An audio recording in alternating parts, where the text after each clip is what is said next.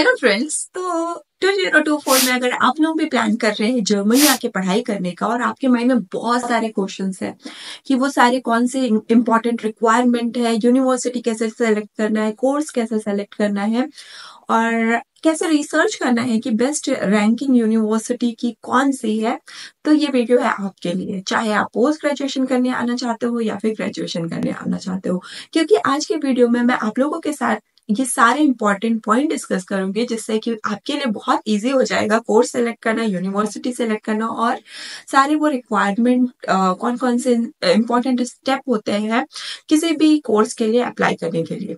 तो बिना स्किप करते हुए इस वीडियो को आप लास्ट तक जरूर देखिए। मैं सारे जो इम्पोर्टेंट रिक्वायरमेंट है उसको पॉइंट वाइज डिस्कस करूंगी और इस वीडियो में मैं आपके साथ वो सारे इंपॉर्टेंट लिंक भी शेयर करूंगी जिससे आप खुद अपना रिसर्च कर सकते हैं यूनिवर्सिटी एंड कोर्स के रिगार्डिंग।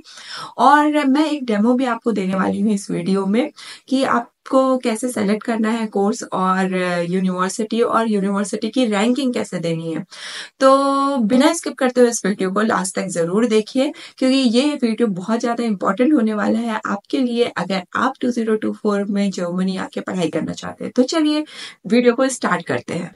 तो सबसे पहला इंपॉर्टेंट पॉइंट है यूनिवर्सिटी एंड कोर्स सिलेक्शन। तो ये बहुत ही इम्पोर्टेंट पॉइंट है क्योंकि इसमें आपको खुद डिसाइड करना होता है कि आपको किस कोर्स के लिए जर्मनी आना है।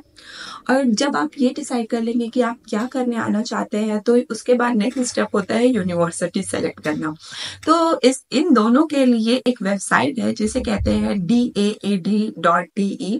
तो इस वेबसाइट पे जाके आप अपना कोर्स जो कि आपको करना है और यूनिवर्सिटी सेलेक्ट कर सकते हैं एंड यूनिवर्सिटी की रैंकिंग भी देख सकते हैं। तो मैं आपको यहाँ पे एक डेमो देने वाली हूँ कि आप DAAD.de के वेबसाइट में जाके यूनिवर्सिटी, कोर्स एंड रैंकिंग कैसे देख सकते हैं। तो चलिए डाट की वेबसाइट में सबसे पहले आपको गूगल में DAAD.de एंटर करना है एंड देन ये इंटरफेस ओपन हो जाएगा। यहाँ से आप लैंग्वेज सेलेक्ट कर सकते हैं और यहाँ क्लिक करने के बाद आप देखेंगे study and research in Germany. यहाँ पे आपको क्लिक करना है और जैसे ही आप यहाँ पे क्लिक करेंगे आपको ये इंटरफेस देखने को मिलेगा। आपको स्क्रॉल डाउन करना है एंड देन यहाँ पे इंटरनेशनल प्रोग्राम में क्लिक करना है। यहाँ आप देख सकते हैं डिफरेंट कैटेगरी। यहाँ पे आप कोर्स टाइप सेलेक्ट कर सकते हैं। फॉर एग्जाम्पल अगर आप BSc करना चाहते हैं तो BSc, MSc आप यहाँ पे कोर्स देख सकते हैं। तो अभी हम देखेंगे BSc एंड देन यहाँ पे आप लैंग्वेज सेलेक्ट कर सकते हैं कि आपको जर्मन में करना है, इंग्लिश में करना है या जर्मन इंग्लिश बोथ। तो अभी हम इंग्लिश सेलेक्ट करेंगे और यहाँ पे आपको फील्ड सेलेक्ट करना है। फॉर एग्जांपल अगर हम इंजीनियरिंग फील्ड सेलेक्ट करते हैं तो हमें यहाँ पे 51 प्रोग्राम अवेलेबल शो हो रहा है। तो यहाँ पे आप सर्च में क्लिक करें और आपको यहाँ पे डिफरेंट कोर्स एंड यूनिवर्सिटी जो ये कोर्स ऑफर करती है वो देखने को मिल जाएगा।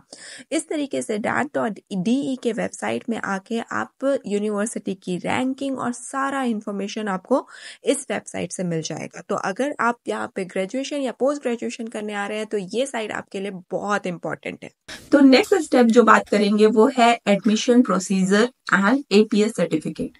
अब क्योंकि आपने कोर्स एंड यूनिवर्सिटी सेलेक्ट कर लिया है तो अब एडमिशन प्रोसेस की बात करेंगे।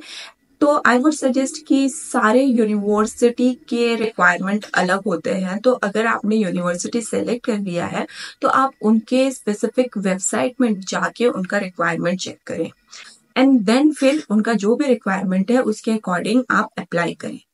अब बात करेंगे APS सर्टिफिकेट की। तो अगर आप एशियन कंट्री को बिलोंग करते हैं like Vietnam, China and India तो आपको APS सर्टिफिकेट दिखाना बहुत जरूरी है, ये मैंडेटरी है। तो ये बेसिकली आपकी एकेडमिक क्वालिफिकेशन एंड उसके ऑथेंटिसिटी को वेरीफाई करता है। तो ये हो गया सेकेंड पॉइंट। अब बात करते हैं थर्ड पॉइंट की। थर्ड पॉइंट है जर्मन लैंग्वेज स्किल। तो जब आप DAAD की वेबसाइट में जाएंगे तो वहाँ पे लैंग्वेज सेलेक्ट करने का ऑप्शन होता है। तो अगर आपने इंग्लिश सेलेक्ट किया है तो आपको IELTS या TOEFL एग्जाम देना होगा एंड जर्मन अगर आपने इंग्लिश प्लस जर्मन किया है तो आपको German A1 level, B1 and C level तक की चाहिए होती है, यूनिवर्सिटी की रिक्वायरमेंट होती है। तो आप जिस भी यूनिवर्सिटी में अप्लाई करेंगे आप वहाँ का रिक्वायरमेंट जरूर चेक करें कि जर्मन किस लेवल का रिक्वायर्ड है, और ये बहुत मैंडेटरी होता है कि आपके पास उस लेवल जर्मन लैंग्वेज का सर्टिफिकेट है कि नहीं।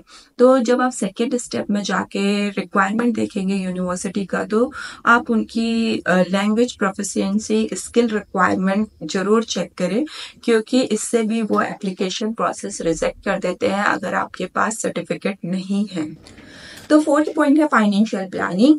तो वैसे तो जर्मनी में private as well as public university है, एंड पब्लिक यूनिवर्सिटी में स्टडी टोटली फ्री है, लेकिन प्राइवेट यूनिवर्सिटीज में कुछ मिनिमम चार्जेस होते हैं।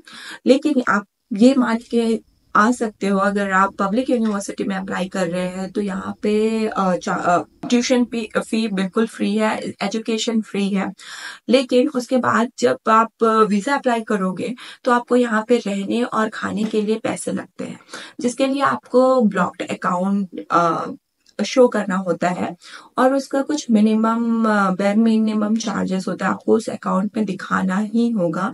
लाइक 11 लाख रुपीस मिनिमम उसमें होना चाहिए ब्लॉक्ड अकाउंट में, ताकि, और ये आपके लिए ही होता है कि जब आप यहाँ पे आओगे तो आप उस ब्लॉक्ड अकाउंट से आप पैसे निकाल के यहाँ सरवाइव कर सकते हैं। लाइक आप के एकोमोडेशन का चार्ज आप उससे पे करोगे, अपने रहने खाने का चार्ज उससे पे करोगे।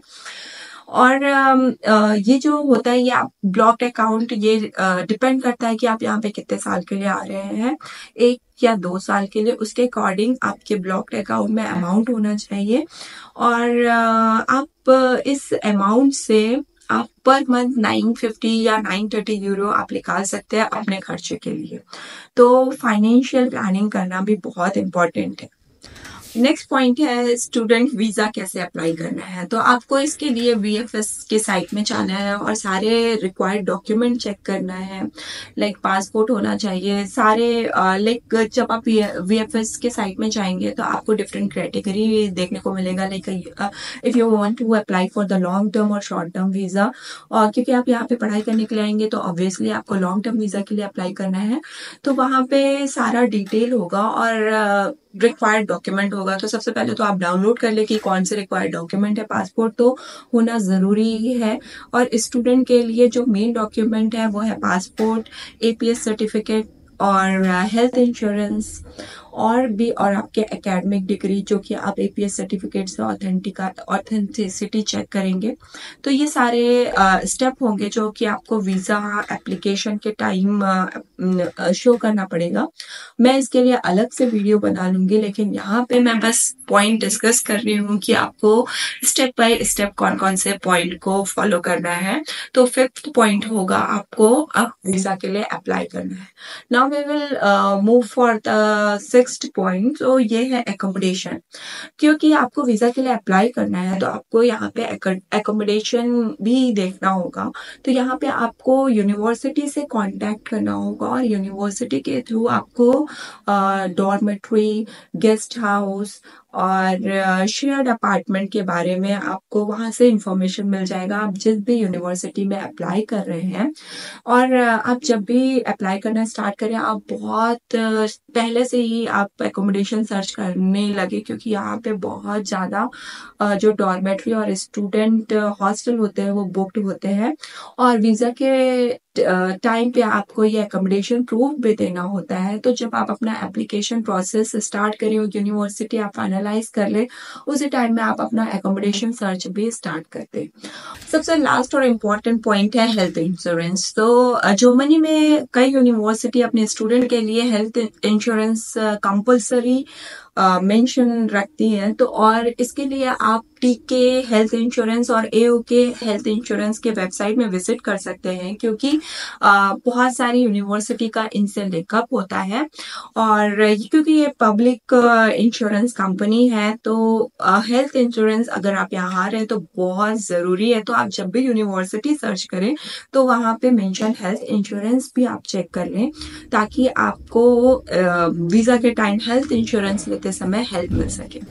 तो फ्रेंड्स, ये थी सारे इंपॉर्टेंट स्टेप अगर आप भी 2024 में जर्मनी आके पढ़ाई करना चाहते हैं। आई होप आपको ये वीडियो इंफॉर्मेटिव लगी हो। अगर आपके माइंड में कुछ भी डाउट है तो आप मुझे कमेंट के सेक्शन में कमेंट करके पूछ सकते हैं, और अब जल्दी मिलते हैं नेक्स्ट वीडियो में नेक्स्ट टॉपिक के साथ। तो bye bye friends, see you and don't forget to comment, share and like the video. Bye bye.